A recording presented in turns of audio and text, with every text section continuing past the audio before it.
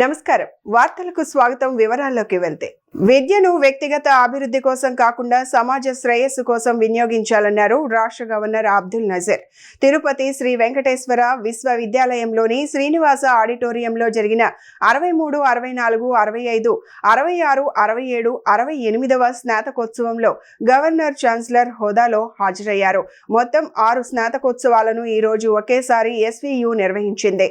స్నాతకోత్సవంలో కేంద్ర ప్రభుత్వ శాస్త్రీయ సలహాదారు అజయ్ కుమార్ సూద్, భారత జాతీయ విజ్ఞాన అకాడమీ అధ్యక్షులు జనరల్ మండే, భారత బయోటెక్ వ్యవస్థాపక చైర్మన్ కృష్ణ ఎల్లాకు గౌరవ డాక్టరేట్ ప్రదానం చేశారు గవర్నర్. అలాగే 52 మంది విద్యార్థులకు బంగారు పతకాలు, మొత్తం 12,141 మంది విద్యార్థులకు పట్టాలను ప్రదానం చేశారు. Professor Tata Narasimharao, vice chancellor Shri Venkateswara university, rector, registrar, members of the executive council, members of the academic senate, deans, members of the faculty, recipients of PhDs, postgraduate and graduate degrees, medals and diplomas, staff members, my dear students and their proud parents, ladies and gentlemen, members of the media, andariki namaskaram.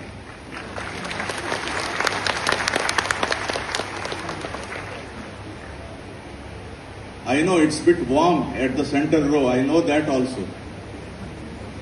Because fans are concentrated only on the side rows, a sort of discrimination. I am from a legal background, sir. I am used to familiar to this phrases, discrimination, arbitrary, etc.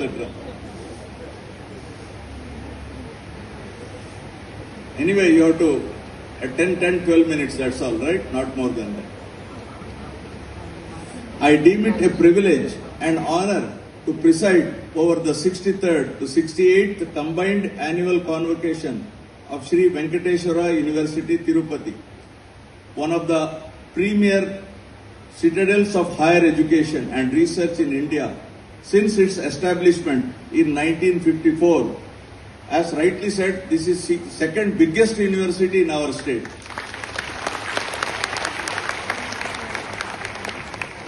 Convocation is not merely a ceremonial occasion. Please listen to me. It is not a ceremonial occasion, so you must maintain some discipline. Rather, it is a celebration of knowledge, perseverance, discipline, aspirations and achievement. It marks the successful completion of an important phase in the lives of young graduates and the beginning of a new journey filled with opportunities, responsibilities and service to the society. On this memorable occasion, I congratulate every student, research scholar receiving degree, medal and award here today. Your achievements are the result of your hard work, dedication, perseverance and commitment. Equally, they reflect the sacrifices, encouragement and unwavering support of your parents and teachers and mentors. Give them a big hand to your teachers, parents and mentors. Tenali పట్టణంలోని తూర్పు కాలువకట్ట రోడ్డులో పేరుకుపోయిన చెత్త వ్యర్థాలను పరిశీలించేందుకు రాష్ట్ర మంత్రి నాదెండ్ల మనోహర్ బుధవారం ఆకస్మికంగా పర్యటించారు.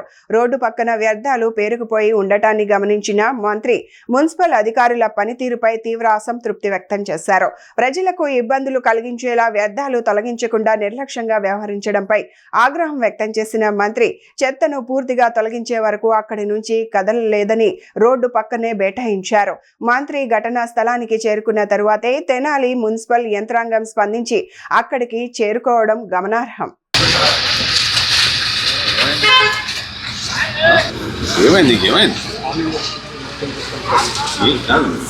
నీకు ఒక బాధ్యత ఉంది, ఏం చేశారు మీరు?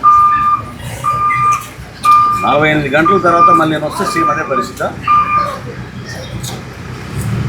పట్టించుకోరు అసలు. అవన్నీ ఎందుకు లిఫ్ట్ చేయలేదు? టెండర్ బిల్ ఇస్తాను, ఇంజనీరింగ్ సెక్షన్ దేని టెండర్ బిల్ ఇస్తారు? లిఫ్ట్ చేయడం టెండర్ బిల్ ఇస్తారా? మాట్లాడాను సార్. ఎవరు చెప్పారు టెండర్ బిల్ వాళ్ళని దాన్ని లిఫ్ట్ చేయడానికి? మన ఓన్ రిసోర్సెస్ తోటి మన ట్రాక్టర్లు మన జేసీబీతో మనం లిఫ్ట్ చేస్తుంది. దాని టెండర్ ఏంటి దానికి? ఇంజనీరింగ్ టెక్నాలజీ ఎట్లా ఎక్కడైనా విన్నామా ఇది? మన ట్రాక్టరు మన జేసీబీ మనం లిఫ్ట్ చేస్తుంది, దానికి టెండర్ ఏంటి? చేపిస్తాయి ఇవాళ మధ్యాహ్నం కాదు, ఇప్పుడు కావాలి నాకు. ఇక్కడే కూర్చుంటాను. మంగళగిరి ఎయిమ్స్ లో మరో వైద్య విభాగం అందుబాటులోకి వచ్చింది. ఎయిమ్స్ మంగళగిరి ఆవరణలోని ఆయుష్ వైద్య విభాగాన్ని ఎయిమ్స్ ఎగ్జిక్యూటివ్ డైరెక్టర్ మరియు CEO professor doctor Ahanthem Santa Singh ప్రారంభించారు. ఆయుర్వేద వైద్యాధికారిని డాక్టర్ ఆకుల పుష్పాంజలి, హోమియోపతి వైద్యాధికారిని డాక్టర్ శాన్యల్తో పాటు పలువురు వైద్యాధికారులు, వైద్య సిబ్బంది పాల్గొన్నారు. ఈ సందర్భంగా AIIMS Mangalagiri executive director CEO professor doctor Ahanthem Santa Singh మాట్లాడుతూ, ఎయిమ్స్ వైద్యశాల ఆవరణలో నూతనంగా నిర్మాణం పూర్తి చేసుకున్న ఆయుష్ వైద్య విభాగాన్ని ప్రజలకు అందుబాటులోకి తీసుకొస్తున్నట్లు తెలిపారు. ఆధునిక వైద్య విధానాలతో పాటు సాంప్రదాయ భారతీయ వైద్య విధానాలను అనుసంధానించడం ద్వారా సమగ్ర ఆరోగ్య సంరక్షణను ప్రోత్సహించే లక్ష్యంతో ఈ ఆయుష్ విభాగం ఏర్పాటు చేయబడిందని వివరించారు. Starting the Ayush department, we have already appointed the two medical Ayush consultants, one from the Ayurvedic and one from the homeopathic. Both the ladies doctors here, right? So we start really functioning. So we will be appointing another two more doctors also. And not only that, we will be able to utilize this Ayush building, which is already constructed long back. And this will be benefit so many people here, because sometimes some people prefer this Ayush or Ayurvedic or homeopathic rather than allopathic. Or we can be coordinate, or we can have research program between the Ayurvedic or homeopathic with our allopathic also. Sir, So this will. with this, how many departments we have here now? Now, with this, we have, ideally, we should have, without the biotechnology, we should have 44 departments. Now, almost we cross the 44 department, but Ayush is a different in addition to that. So, allopathic, we have 44 departments. And recently, we are going to, in the series, we are going to inaugurate some of them other departments like surgical gastroenterology, medical gastroenterology, like that. We are going to inaugurate some more new department in our own mainstream also.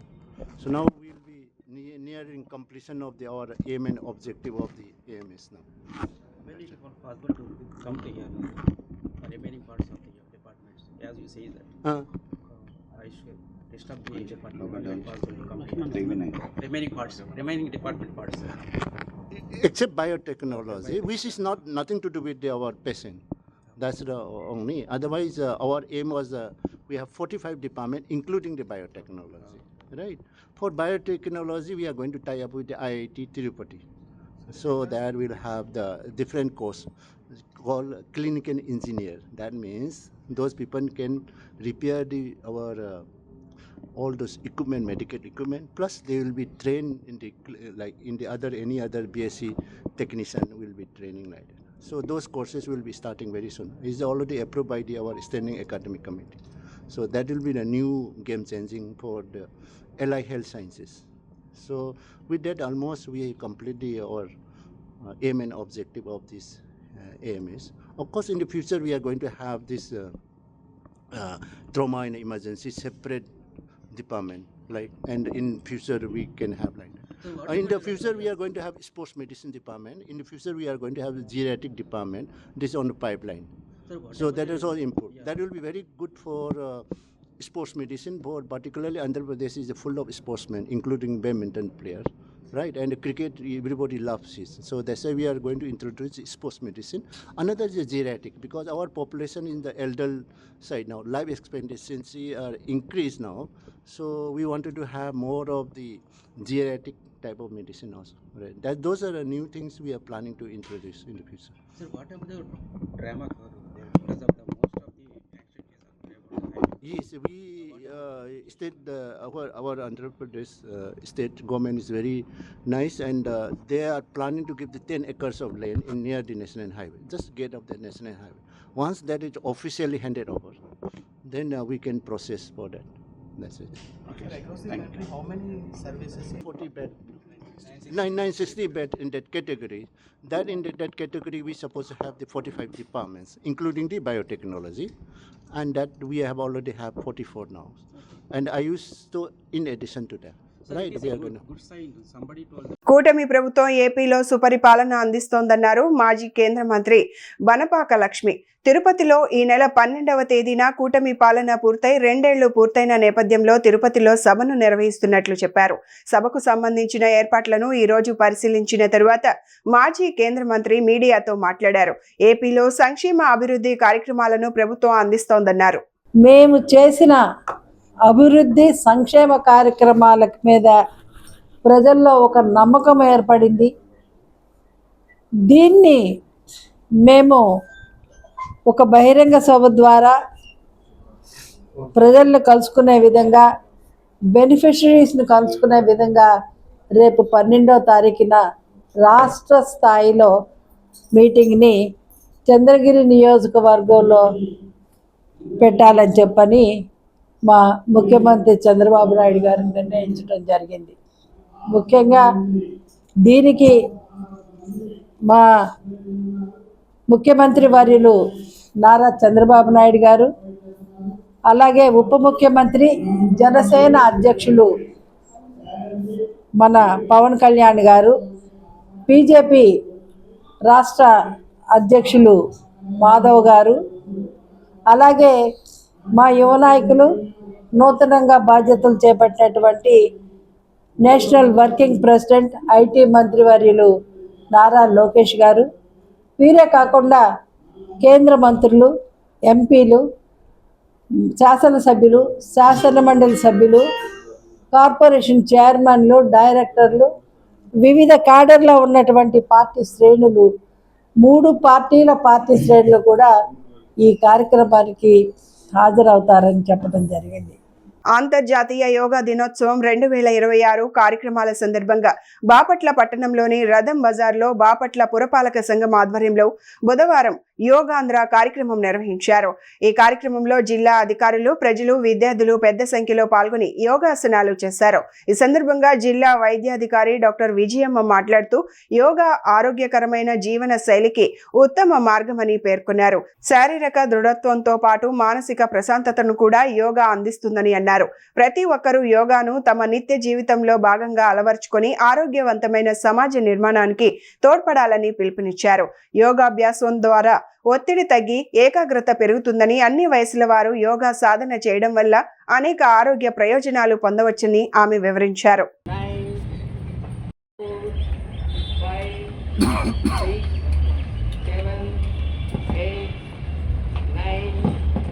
10 ఆశ్రమంలోకి ఎట్లా వెళ్తామో అదే విధంగా వెనక్కి రావాలి. ఆశ్రమం అందంగా ఉండాలి. మనం ఏ బాటలో వెళ్తామో అదే బాటలో ఇంటర్లాక్ చేసి నడుము, వెన్ను, మెడ సాగదీసి ఈ మోకాళ్ళు కింద పోతడానికి ప్రయత్నం చేయాలి. తరువాత వజ్రాసనం. కుడికాలు వెనక పెట్టుకుని 6, 7, 8, 9 సో వేయవలసి వచ్చినప్పటికీ కూడా ఆశ్వాన్ని రిలీజ్ చేయాలి. గట్టిగా ఆడిస్తూ ఉండండి, కదలిక చేయండి.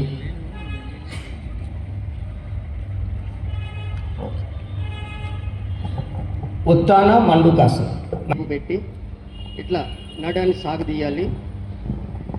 1, 2, 3, 4, 5, 6, 4, 5, 6, 9, 10 గాలి విడిచిపెట్టు కిందకు వచ్చింది.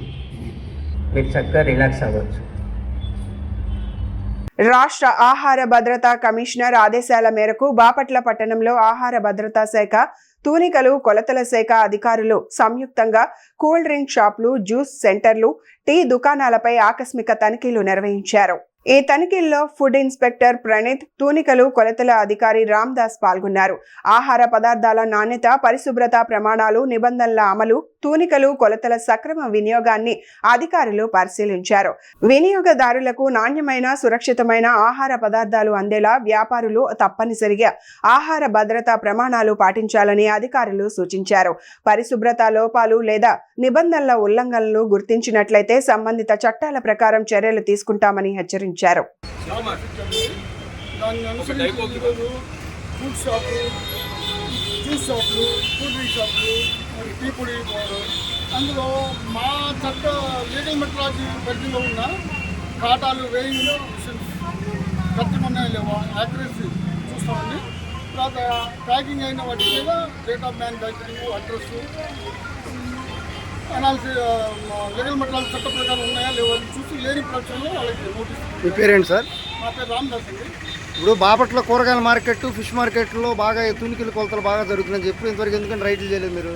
చేస్తున్నాం సార్. ఏది మా నోటీసులు ఇంతవరకు మీడియా వాళ్ళకి ఎవరు తెలియదు మీరు వచ్చినట్టు కూడా. మీ నోటీస్ ఇచ్చాము. ఇప్పుడు వెళ్ళి చూపించినా మీకు చూపిస్తాం మేము, వెయిటింగ్ ఉందని తేడా. తప్పకుండా వచ్చి మీకు కొంచెం దీని మీద మీరు ప్రత్యేక దృష్టి పెట్టి కొంచెం మంత్లీ ఒకసారి అన్నా కానీ చెకింగ్ చేస్తే ప్రజలకు కొంచెం అలసిపట్టుకు ఉంటుందండి. కంపల్సరీ మాకు విజ్ఞాన్ విలేకరి గారు వాటిలో కలిసి చేసాం.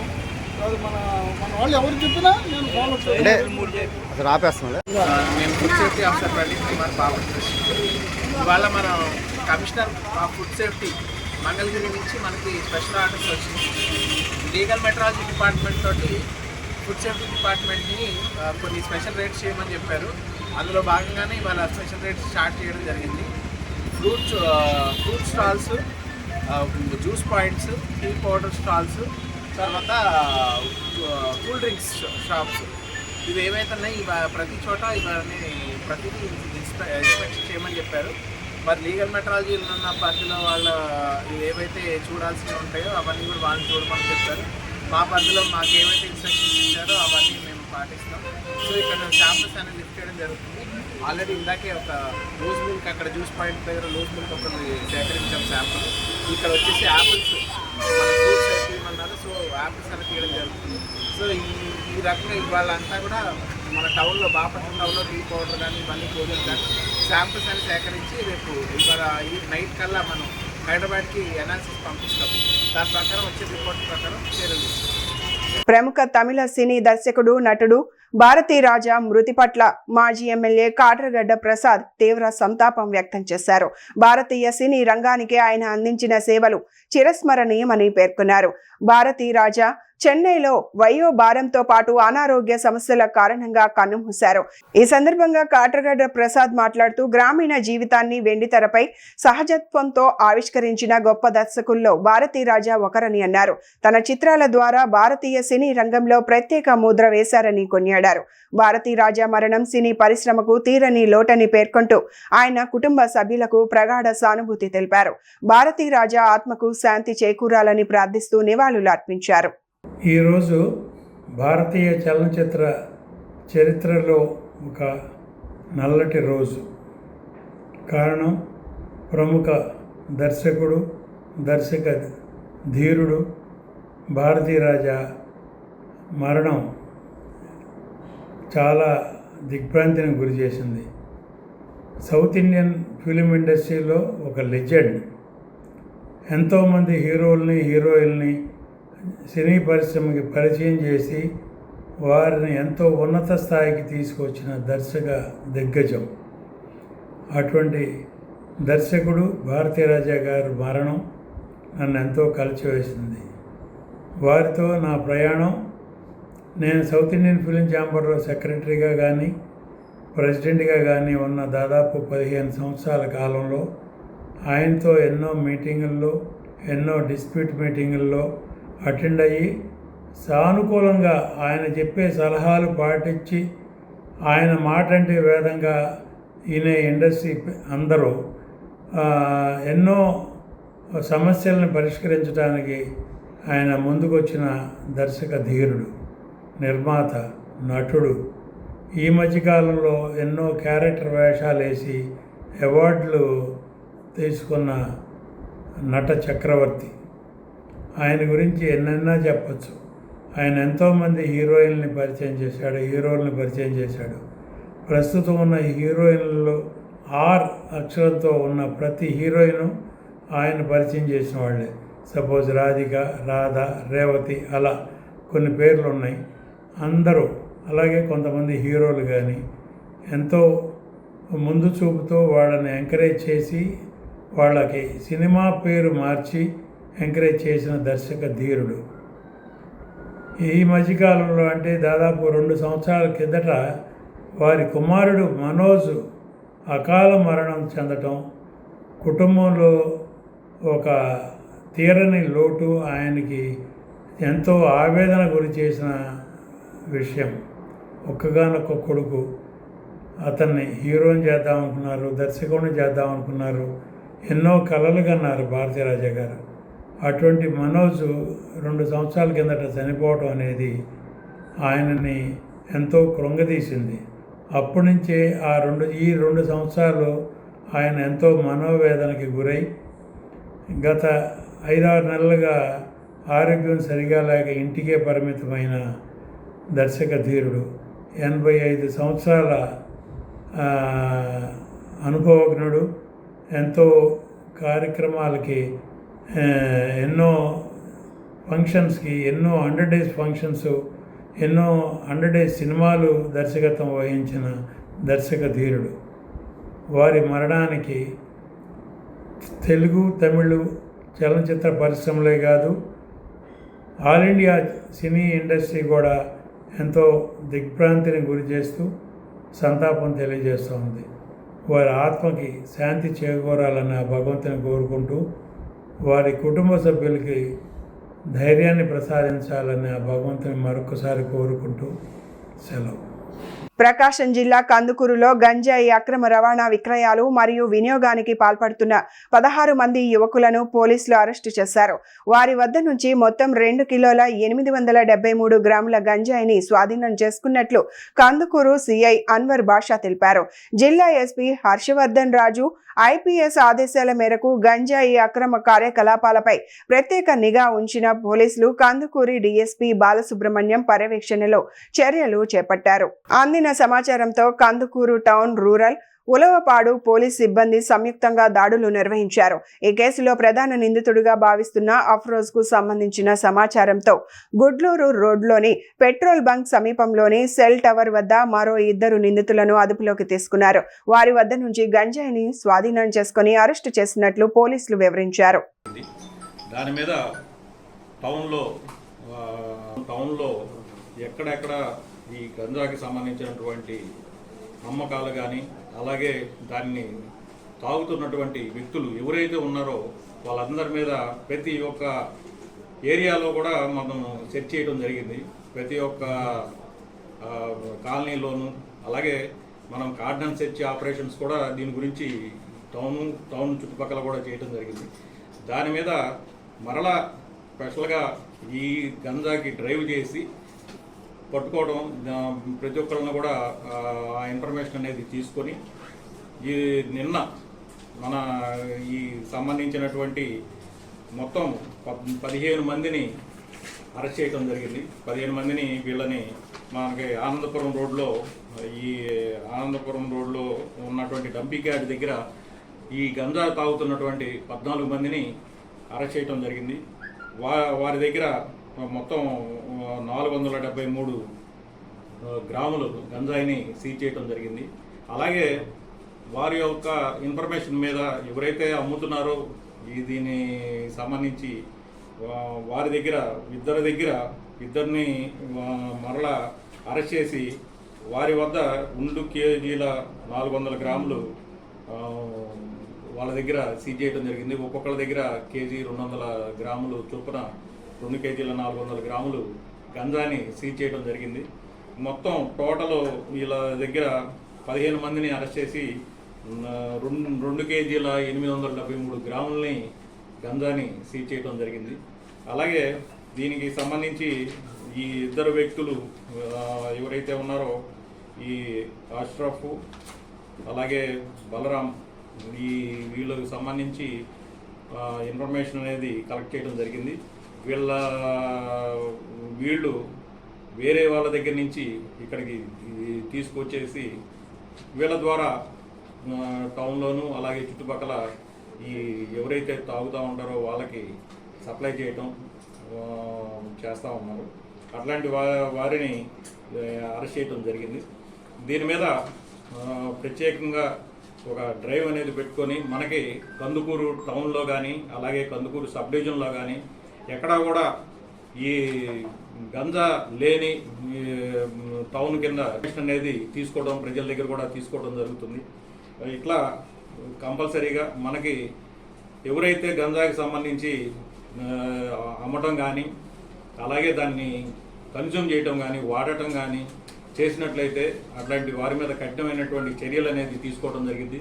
రాష్ట్రంలో ప్రస్తుతం 5 ఏళ్ల చంద్రగ్రహణం నడుస్తోందని డాక్టర్ బిఆర్ అంబేద్కర్ కోనసీమ జిల్లా వైఎస్ఆర్ కాంగ్రెస్ పార్టీ అధ్యక్షులు చెర్ల జగ్గిరెడ్డి విమర్శించారు. కొత్తపేట నియోజకవర్గ పరిధిలోని కొత్తపేట వైశ్య కళ్యాణ మండపంలో బుధవారం నిర్వహించిన చంద్రబాబు వెన్నుపోటుకు 2 ఏళ్లు కార్యక్రమంలో ఆయన పాల్గొని మాట్లాడారు. ఈ కార్యక్రమానికి ముఖ్య అతిథులుగా మాజీ మంత్రి గొల్లపల్లి సూర్యారావు, కొత్తపేట నియోజకవర్గ పరిశీలకులు పాటి శివకుమార్ హాజరయ్యారు. ఈ కార్యక్రమంలో భాగంగా పార్టీ ముఖ్య నాయకులు కార్యకర్తలతో కలిసి చెర్ల జగ్గిరెడ్డి రౌండ్ టేబుల్ సమావేశం నిర్వహించారు. అనంతరం నల్ల బెలూన్లు ఎగరవేసి నిరసన వ్యక్తం చేశారు.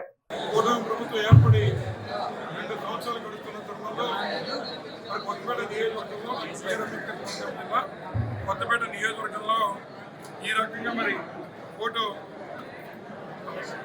ప్రదర్శన పెట్టి ఈరోజు ప్రజలందరికీ కూడా జరుగుతున్న విషయాల్ని వారి దృష్టిలో పెట్టడం జరిగింది. ముఖ్యంగా వారు చేస్తున్నటువంటి నిరంకుశ పరిపాలన, ఏదైతే ప్రజల్ని వేధించేటువంటి కార్యక్రమాలు చేస్తున్నారో వాటి మీద ఈరోజు ఈ యొక్క నారా చంద్రబాబు నాయుడు గారి ప్రభుత్వాన్ని ప్రశ్నిస్తున్నాం. ముఖ్యంగా ఆడబిడ్డ నీదని చెప్పి వారికి ప్రతి ఆడబిడ్డకి 18 సంవత్సరాలు నిండిన వారికి 1500 ఇస్తానని వారిని దగా చేసినటువంటి నారా చంద్రబాబు నాయుడు గారిని ప్రశ్నిస్తున్నాం.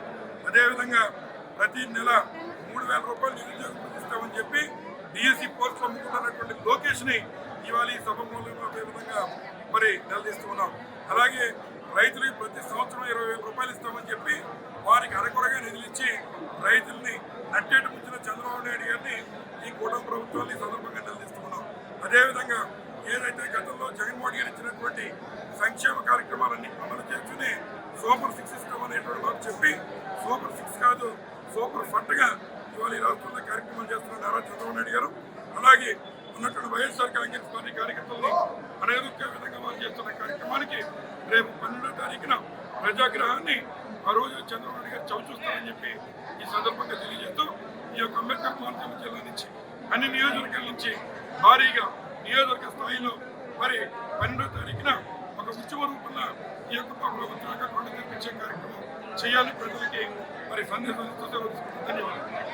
విశాఖ ఉక్కు పరిశ్రమలో జరిగిన ప్రమాదంపై జ్యుడిషియల్ ఎంక్వైరీ నిర్వహించాలని, ప్రమాదంలో మృతి చెందిన కార్మికుల కుటుంబాలకు ₹1,00,00,000 చొప్పున ఎక్స్గ్రేషియా ప్రకటించాలని ఏపీఆర్సీఎస్ రాష్ట్ర ప్రధాన కార్యదర్శి కర్ణాకుల వీరాంజనేయులు డిమాండ్ చేశారు. విశాఖ ఉక్కు పరిశ్రమ ప్రమాదంలో మృతుల కుటుంబాలకు న్యాయం చేయాలని, ప్రైవేట్ ఏజెన్సీల భద్రతా చర్యల వైఫల్యాలను నిరసిస్తూ ఏపీఆర్సీఎస్, ఏఐఎఫ్టియు, పిఓడబ్ల్యూ, పీడీఎస్యు ఉమ్మడి తూర్పు గోదావరి జిల్లా కమిటీల ఆధ్వర్యంలో జగ్గంపేట శివారు రంగవల్లి నగర్లో మంగళవారం నిరసన ధర్నా నిర్వహించారు.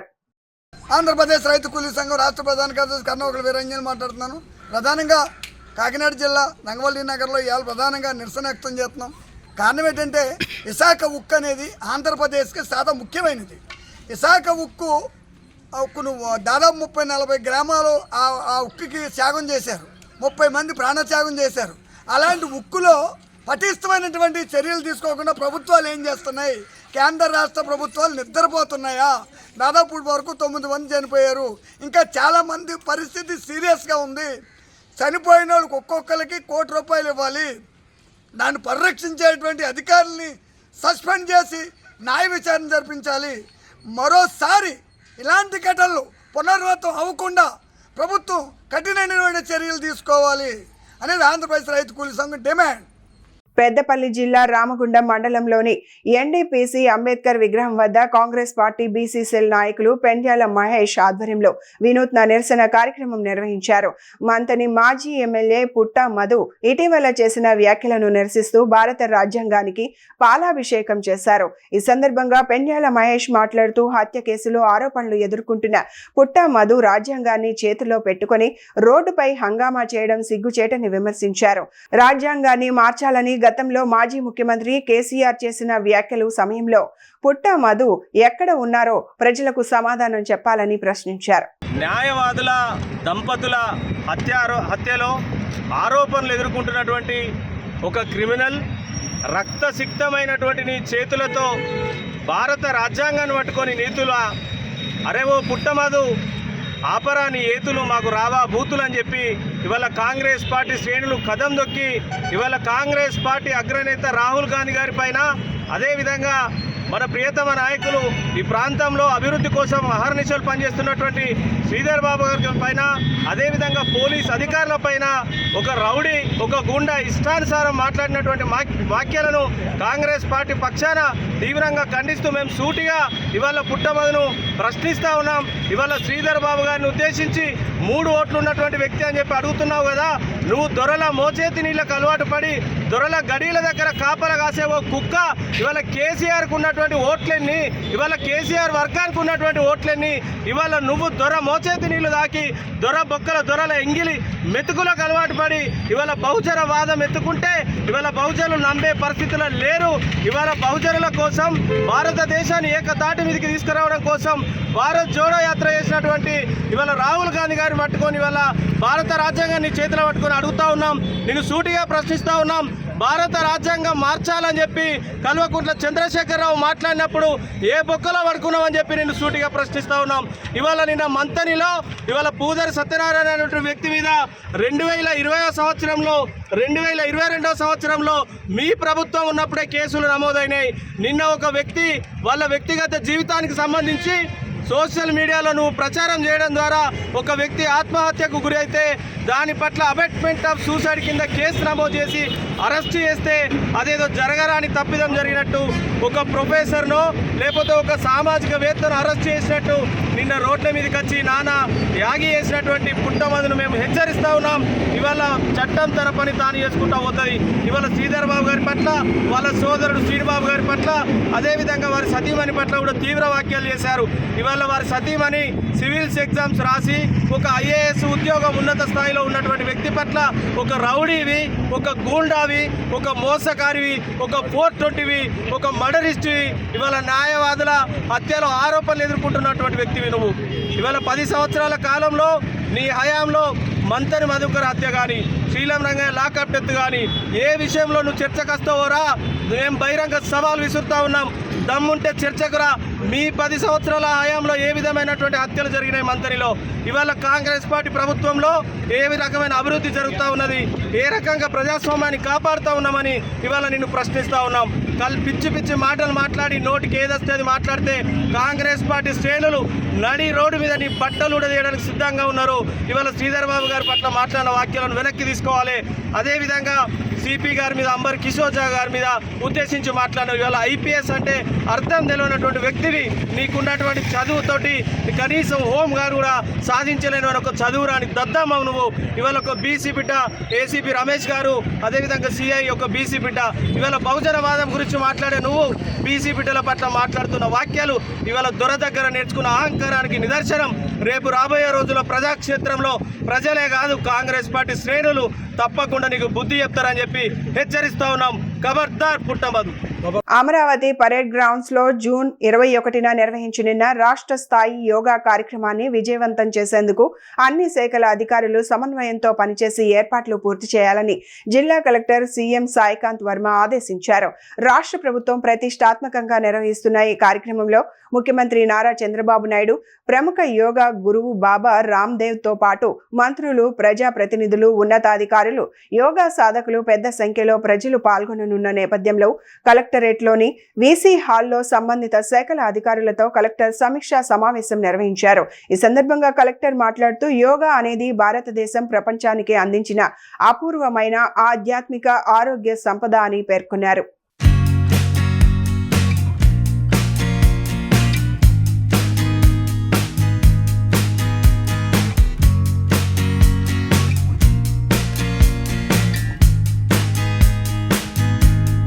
ఈ వార్తలు ఇంతటితో సమాప్తం. నమస్కారం.